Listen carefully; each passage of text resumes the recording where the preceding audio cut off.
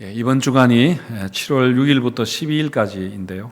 무슬림의 성지 순례 기간입니다. 이걸 하즈라고 그렇게 부릅니다마는 이슬람을 믿는 사람들은 죽기 전에 한 번은 성지 순례를 가야 한다고 그렇게 믿습니다. 그래서 이 기간에 이슬람의 성지인 그 사우디의 메카에 수백만 명의 그 무슬림 순례자들이 모여듭니다. 순례 중에 보시는 것처럼 검은 장막으로 덮고 있는 그 카바라는 그 신전 주위를 7바퀴를 돌게 되어 있습니다. 그런데 그 장막 안에는 아무것도 없다고 합니다. 기둥 몇 개와 또 이슬람 예배당처럼 그렇게 꾸며 놓은 그 정도입니다. 저렇게 아무것도 없는 그 신전을 돌면서 알라에게 기도하는 것이죠. 그런데 워낙 많은 사람들이 한꺼번에 몰리다 보니까 이 하즈 기간 동안에 이런저런 사건과 사고가 일어나게 되고 테러도 자주 일어나고, 그래서 매번 많은 사람들이 죽는다고 그렇게 합니다. 하지만 이슬람교에서는 오히려 이렇게 순례 중에 죽는 것을 구원받는 영광스러운 일이라 그렇게 가르칩니다. 거짓된 신앙에 열심을 내는 것이 사실은 참 안타까운 일입니다. 이슬람의 라마단 그 절기 때 우리가 기도하는 것처럼 이 하즈 기간 동안에도 우리가 무슬림 선교를 위해서 또 많이 기도해 주시면 좋겠습니다. 유대인들에게도 이런 비슷한 풍습이 있습니다. 6월절 같은 명절이 되면은 많은 유대인들이 예루살렘을 그렇게 방문하고 예루살렘 성전에서 제사를 드리게 됩니다. 그래서 유대 명절에는 예루살렘에 그 많은 사람들이 모여서 북새통을 이룰 뿐만 아니라 그 이슬람의 하즈 같은 종교 축제일처럼 소요 사태도 자주 일어나서 명절이 되면은 유대교 당국이 굉장히 많이 긴장을 하게 되는데요. 근데 오늘 본문은 예수님의 성전에서 이런 소요 사태를 일으키신, 좀 심하게 말하면 조용한 테러를 일으키신 그런 사건에 관한 말씀입니다. 오늘 설교 제목이 오늘 여름 성경학교 제목 본문과 같습니다마는 예루살렘 성전에서 무슨 일이 있었는가 하는 것에 대해서 14절에서 16절 말씀을 우리 같이 한번 읽어보겠습니다. 시작. 성전 안에서 소와 양과 비둘기 파는 사람들과 돈 바꾸는 사람들이 앉아있는 것을 보시고 노끈으로 채찍을 만드사 양이나 소를 다 성전에서 내쫓으시고 돈 바꾸는 사람들의 돈을 쏟으시며 상을 엎으시고 비둘기 파는 사람들에게 이르시되 이것을 여기서 가져가라. 내 아버지의 집으로 장사하는 집을 만들지 말라 하시니, 이렇게 하셨습니다. 예수님이 성전에 가셨는데 거기에 소나 양이나 비둘기 파는 장사하는 사람들이 있는 것을 보셨습니다. 그리고 또 동전을 바꿔주는 환전상들이 있는 것을 보시고는 예수님이 화가 나셨습니다. 그래서 노끈으로 채찍을 만들어서 소와 양과 비둘기 파는 자들을 내어 쫓으시고 그 돈을 쏟으시고 상을 뒤집어 엎으셨습니다.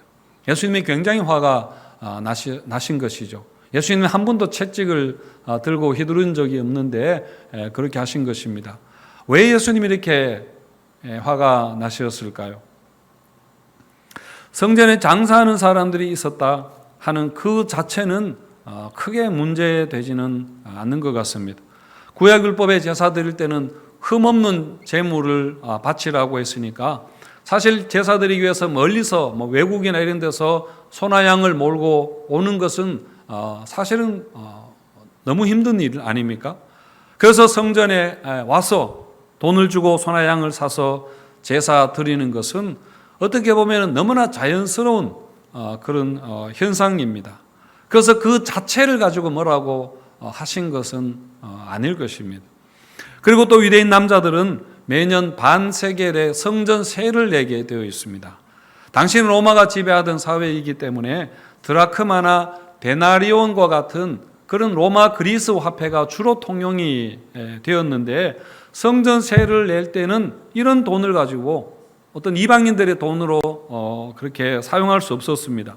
그래서 성전에서 발행하는 그 화폐로만 세를 내야 했기 때문에 거기서 돈을 바꾸어주는 환전상이 있었던 것은 사실은 불가피한 일이었습니다. 자, 그렇다면 예수님이 왜 이렇게 화를 내셨을까 하는 것은 예수님이 하신 말씀에서 우리가 짐작해 볼 수 있습니다. 16절에 보시면은 내 아버지의 집으로 장사하는 집을 만들지 말라 하시니 그렇게 하셨습니다. 그러니까 내 집이 장사하는 집이 되었던 것이 문제였습니다. 내 집은 하나님의 집을 말하는 것이고 하나님의 집은 하나님을 예배하는 것을 목적으로 그렇게 지은 건물입니다. 그런데 예배하는 집이 장사하는 집이 되었다. 그렇게 말씀합니다. 여러분, 성전이 장사하는 집이 되었다고 해서 예배는 안 드리고 장사를 주로 했다고 그렇게 한 것은 아닙니다. 그들은 여전히 열심히 제사를 드렸습니다. 그것을 돕기 위해서 장사꾼들과 한전상들이 있었으니까요. 또 이 장사하는 사람들이 바가지를 씌우고 정직하게 부당이득을 취한다고 그렇게 생각했을 수도 있지만은 사실 그랬다는 증거가 성경에 나오지 않습니다만은, 그래서 예수님이 정직하게 장사하라고 그렇게 화를 내신 것도 아닐 것입니다. 물론 예수님도 정직한 것을 원하시지만은 정직해야 되지만은 그 예수님은 세리도 받아주셨고 가늠하는 여인도 용서해 주셨습니다. 그리고 거짓 증거로 자신을 십자가에 못 박는 자들을 주님이 용서해 주셨습니다. 그런데 바가지 씌운 것 때문에, 정직하지 않은 것 때문에 예수님이 채찍을 그렇게 드신 것 같지는 않습니다. 예수님이 채찍을 드신 것은 예수님 보시기에 도저히 용납할 수 없는 그 어떤 큰 문제가, 본질적인 문제가 아마 있었겠죠. 제가 이걸 한번 이렇게 설명을 해보고 싶은데, 연세대학교 우주천문학부에 이석영 교수라는 분이 있습니다. 그분의 인터뷰를 제가 한번 들은 적이 있습니다. 그 교수님에게 우주가 무엇이라고 생각하느냐라는 질문에 우주는 브로콜리다, 그렇게 대답하는 것이 너무 재미가 있었습니다. 여러분, 브로콜리 좋아하십니까? 예, 브로콜리는 굉장히 영양이 많고 건강한 그런 채소라고 그렇게 이야기하는데, 그래서 브로콜리 많이 드시면 좋겠습니다. 우리는 저 브로콜리를 무심코 그렇게 먹습니다만은 사실 그 브로콜리 하나가 자라는데 자신만의 우주에서 죽을 힘을 다해서 그렇게 자랐다는 것을 여러분 생각해 보셨습니까? 우리가 살려고 발버둥 치는 것과 여러분 마찬가지입니다. 사람의 관점에서 보면 사람만 중요하다 생각하겠지만은, 물론 사람이 특별한 것, 하나님의 형상으로 지은 바 되고 만물의 영장인 것은 여러분 틀림없지만은, 여러분 모든 동물과 식물도 나름대로 자기의 그 세계 인생 그 산만에서 살기 위해서 몸부림을 칠 것입니다. 벌이 꿀을 찾아서 쉴 새 없이 날개짓하면서 그 먼 거리를 다니지 않습니까? 그리고 사슴이 늑대를 만나면은 잡혀먹지 않으려고 정말 그 앞에서 벌벌 떨고 죽을 힘을 다해서 도망을 가고 그렇게 합니다. 또 척박한 땅에 자라는 식물을 보더라도 거기 조금의 흙만 있어도 거기에 뿌리를 내리려고 안간힘을 그렇게 쓰다가 때로 말라 죽기도 하고, 정말 비바람에 이리저리 그렇게 휘청거리고 꺾이고 상하고 하면서도 그래도 포기하지 않고 그렇게 자라가는 것이 식물입니다. 그런데 그 교수님 이야기가 무엇인가 하면은, 그렇게 자란 브로콜리인데 사람들이 그 브로콜리를 믹서기에 갈아서 홀짝 마셔버리는 것이, 그걸 보면은 너무 화가 난다는 것입니다. 물론 브로콜리를 먹지 말라는 것은 아닙니다만은 먹더라도 좀 생각하고 먹으라는 그런 말이죠. 브로콜리가 그렇게 발버둥 쳐서 풍부한 영양을 가진 그런 채소가 되었는데 씹는 것도 귀찮다고 믹서기에 드르륵 갈아서 그렇게 홀짝 마셔버리는 걸 보면은 너무하다, 그런 생각을 한다고 합니다. 그런 이야기가 재미있었습니다. 그래서 저는 브로콜리를 먹을 때에 이렇게 손으로 집어서 브로콜리네 브로콜리네 하면서 이렇게 한 바퀴 돌려보고 천천히 씹어 먹으려고 합니다. 감자를 먹을 때도 오 감자네 이렇게 이름을 한번 불러주고 이름을 부를 때 의미가 된다 그렇게 하지 않습니까? 예, 제가 말씀드리고 싶은 것은 이것입니다. 하나님은 예루살렘 성전 세우기를 얼마나 원하셨는지 모릅니다. 성막을 만드신 것도 마찬가지이지만은 성전은 하나님이 자기 백성을 만나기 위해서 그렇게 만드신 장소입니다. 그리고 하나님은 거기에서 자기 백성의 죄를 용서하시고 그리고 복을 주시기를 원하셨습니다. 그래서 다윗이라는 가장 충성된 종을 통해서 그 성전 짓는 것을 준비하시고 그리고 성전을 만들 때도 어떻게 만들라고 하나님이 일일이 그렇게 지시를 하셨습니다. 정말 멈출 수 없는 그 하나님의 모든 열정으로 충만한 것이 바로 성전입니다.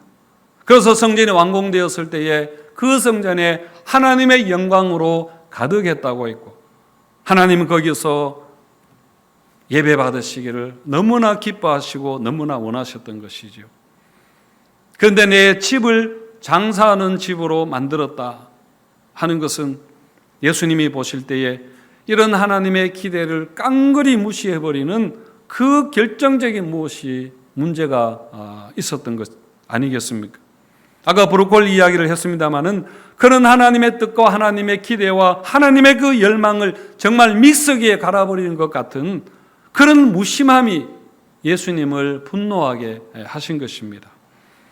17절에 보시면은 주의 전을 사모하는 열정이 나를 삼키리라 그렇게 말씀한 것처럼 그 성전을 하나님이 그렇게 사랑하시는 그 성전을 헐어버리라 그렇게 하실 정도로 하나님의 실망이 크셨다는 것입니다. 그래서 오늘 말씀은 우리에게서 참 예배를 받으시려는 그 하나님의 간절한 열망과 그리고 그 예배를 어떻게 하든지 간에 자기에게 편리한 대로 만들려고 하는 그래서 사람의 만족을 채우려고 하는 인간의 완악함 사이에 일어난 그런 충돌이라고 볼 수 있습니다. 여러분 장사라는 것이 상업활동 그 자체를 말하는 것이 아니라 하나님의 이름을 내걸고 실제로는 나 만족을 채우는 그 탐욕스러운 마음을 장사라고 그렇게 표현한 것이겠죠. 그렇다면 여러분 예수님이 예루살렘 성전에 그렇게 방문하셨는데 여러분 예수님이 오늘 우리 교회를 방문하신다면 우리에게 뭐라고 하실까요? 예수님은 그 성전을 허물어 버리시고 자기 육체로 교회를 세우셨는데 여러분 이 교회는 예수님의 그 마음을 얼마나 만족시키고 있습니까? 저도 사실 오늘 본문을 묵상하면서 그 말씀을 받기에 그리고 말씀을 전하기에 너무 부담이 되는 것도 사실입니다. 그래서 여러분 한마디로 말해서 별로 예수님의 교회가 아니라 사람들의 교회가 아닐까 그런 생각을 우리가 해 보아야 할 것입니다. 그리고 예수 이름 팔아서 자기 만족과 자기 영광을 얻고자 하는 그런 죄를 우리가 얼마든지 범할 수 있다는 것입니다. 정말 우리가 우리 예배를 기뻐 받으시는 그 하나님도 우리가 생각하지만은 마찬가지로 채찍을 들고 진노하시는 그 예수님에 대해서도 여러분 우리가 생각을 해야 됩니다. 교회에 관한 다른 것은 일단 접어두더라도 여러분 예배에 관해서 우리가 한번 생각해 본다면은 예수님이 지금 우리 예배에 이 예배의 자리에 오신다면은 예수님이 뭐라고 여러분 하시겠습니까? 예배 순서가 왜 이러느냐, 조명이 왜 이러느냐, 왜 찬양하는 음이 틀리느냐 그런 말씀을 하실까요? 여러분 예배자로서 우리 자신에 대해서 뭔가를 이야기하실 것입니다. 여러분 우리가 참 예배를 지금 드리고 있는지 그것은 우리 자신이 지금 잘 알 것입니다. 나 자신만 어쩌면 알지도 모릅니다. 유대인들에게 또 성전 예배에 없었던 결정적으로 없었던 그 무엇이 여러분 우리에게도 지금 없는 것은 아닌가 우리가 생각해 볼 필요가 있습니다. 사랑하는 성도 여러분, 주님이 우리 교회에 우리 예배에 오신다면은 뭐라고 하실까 하는 것이 여러분 정말 우리에게 중요한 문제가 아닐 수 없습니다. 참 예배 받기를 원하시는 그 주님께 우리가 항상 우리 예배를 점검받는 우리 모두가 되시기를 바랍니다. 여러분, 하나님이 임재하시는, 하나님이 영광 받으시는 그곳에 우리 자신이 그 자리를 차지하지 않게 되기를 축원드립니다. 그런데 예수님이 성전에서 이렇게 화를 내신 데는 또 다른 이유가 있습니다. 예수님이 이런 일을 이렇게 하시니까 유대인들이 거기에 대해서 아무 말도 하지 못합니다. 그 모든 것이 어떻게 보면 그 양심적으로 사실이었으니까요. 대신에 예수님에게 이렇게 질문을 하죠. 네가 이런 일을 행하니 무슨 표적을 우리에게 보이겠느냐? 그렇게 묻습니다. 이 말은 내가 이런 일을 감히 하는 그 권한이 무엇인가를 우리에게 알려달라, 보여달라는 것입니다. 그러자 예수님이 뭐라고 대답하시는가 하면은 19절에서 21절까지 우리 한번 읽어보겠습니다. 시작.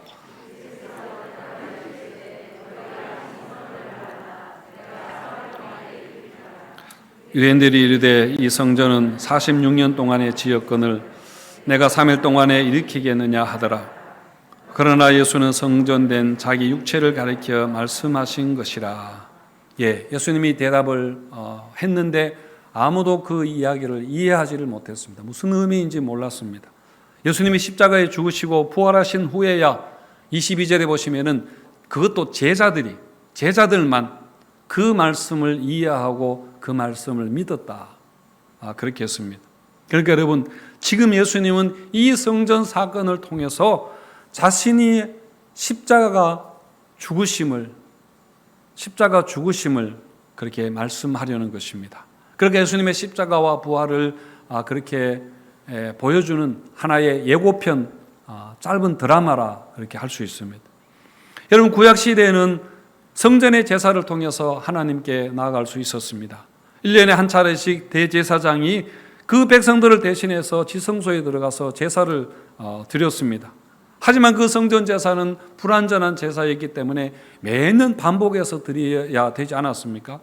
그래서 예수님은 이제 자신이 친히 속죄제물이 되셔서 그 구약의 제사를 끝내려고 그렇게 하시는 것입니다.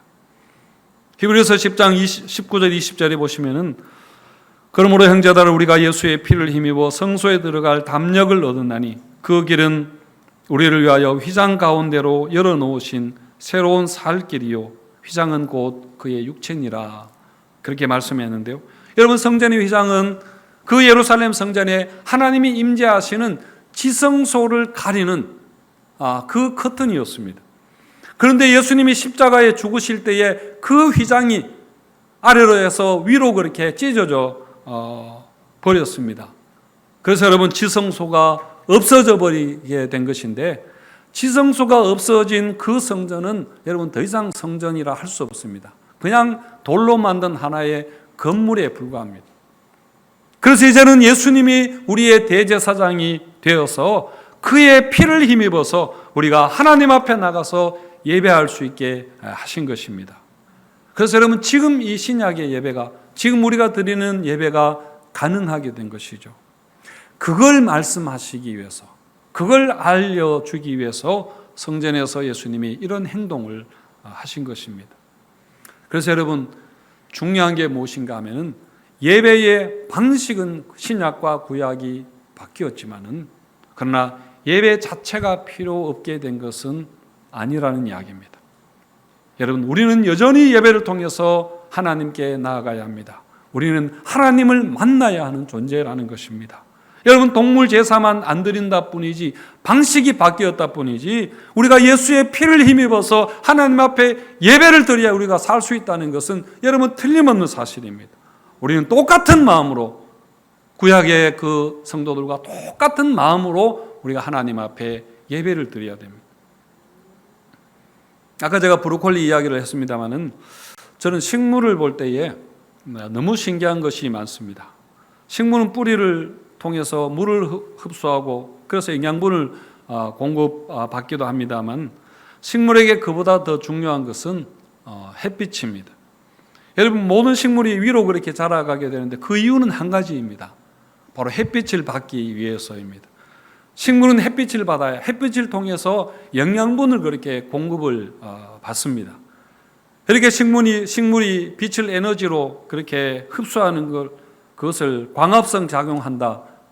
그렇게 우리가 배우지 않았습니까?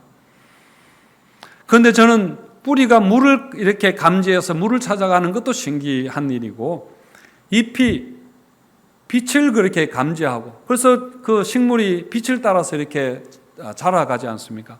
빛을 감지하고 빛을 향해서 자라는 것도 사실 너무 신기한 일인데, 근데 여러분, 빛을 통해서 영양분을 공급받는다는 것이 사실 그건 너무 신기한 일입니다. 어떻게 빛을 비추는데 그게 영양분이 됩니까? 물론 과학자들은 그것을 설명할 수 있겠지만은 그래도 여러분 그 자체로 볼 때에 너무나 신기한 일입니다. 그런데 여러분, 식물만 아니라 우리도 광합성을 하는 그런 존재입니다. 야고보서 1장 17절에 보시면은 온갖 좋은 은사와 온전한 선물이 다 위로부터 빛들의 아버지께로부터 내려오나니, 그렇게 했는데요.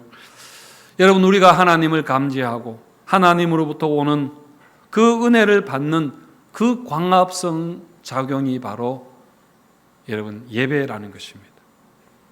어떻게 우리가 예배를 드리는데 영적 영양분이 공급되는가? 어떻게 예배를 통해서 하나님의 은혜가 임하게 되는가? 어떻게 하나님의 복이 예배를 드리는데 그냥 우리에게 임하게 되는가? 그 영적 광합성 작용의 과정을 우리가 다 이해할 수 없지만, 그러나 여러분, 그게 사실이라는 것은 여러분 틀림없는 사실입니다. 그래서 우리는 은혜 없이 살아갈 수 없네, 그렇게 여러분 고백하고, 그리고 모든 것이 은혜라고 우리가 찬양하지 않습니까? 은혜라는 찬양이 있는데요, 그 가사를 우리가 한번 보겠습니다. 우리 1절 가사를 우리 윤은주 원사님 한번 읽어주시면 좋겠습니다.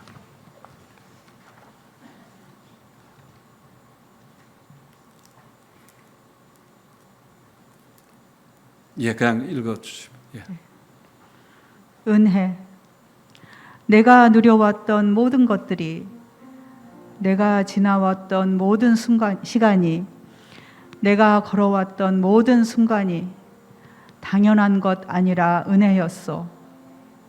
아침 해가 뜨고 저녁에 노을, 봄의 꽃향기와 가을의 열매, 변하는 계절의 모든 순간이 당연한 것 아니라 은혜였소. 모든 것이 은혜, 은혜, 은혜, 한없는 은혜. 내 삶에 당연한 것 하나도 없었던 것을 모든 것이 은혜, 은혜였소. 예, 2절 가사는 우리 강서구 장로님이 한번 읽어주시겠습니다. 내가 이 땅에 태어나 사는 것, 어린아이 시절과 지금까지 숨을 쉬며 살며 꿈을 꾸는 삶, 당연한 것 아니라 은혜였소. 내가 하나님의 자녀로 살며 오늘 찬양하고 예배하는 삶, 복음을 전할 수 있는 축복이 당연한 것 아니라 은혜였소. 모든 것이 은혜, 은혜, 은혜, 한없는 은혜. 내 삶에 당연한 것 하나도 없었던 것을 모든 것이 은혜, 은혜였소.